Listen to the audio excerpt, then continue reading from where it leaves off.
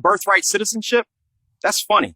Because let us be honest, it was never designed for me, black people, or non-white immigrants. Birthright citizenship was crafted for Europeans.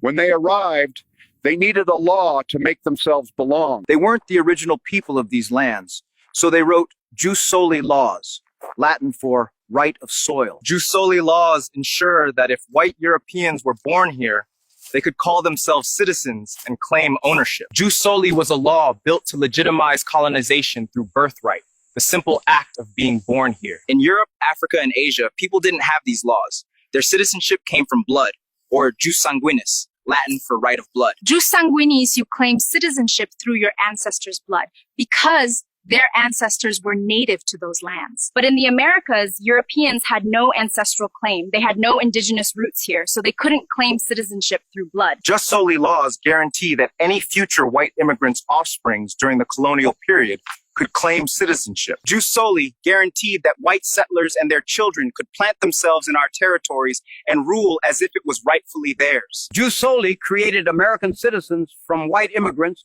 who had no ancestral claim and no American citizenship for their children. Indigenous people and Africans were excluded from full citizenship for generations. The laws only benefited Europeans. Jus soli laws were not only common here, but throughout North America, Central America, and South America. This is how the English, the Spanish, the French, and countless Europeans were able to bear children in the Americas. This is how Europeans usurped and claimed citizenship on lands where they had no ancestral ties to. Descendants of those same settlers want to end birthright citizenship, the very system that allowed them to build their nations on stolen soil. Hypocrisy at its highest level. Jus soli was never meant for black people, Asians, or indigenous peoples. It was meant for Europeans. Birthright citizenship was expanded to include blacks, Asians, and indigenous people later. After years, it benefited only whites. But over time, it evolved into a broader principle of fairness and inclusion.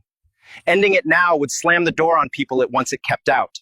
Birthright citizenship in the Americas is a reminder of colonization, but also of how laws meant to exclude can transform into protections for all, even our people. To strip it away now would not only betray history, it would betray justice itself.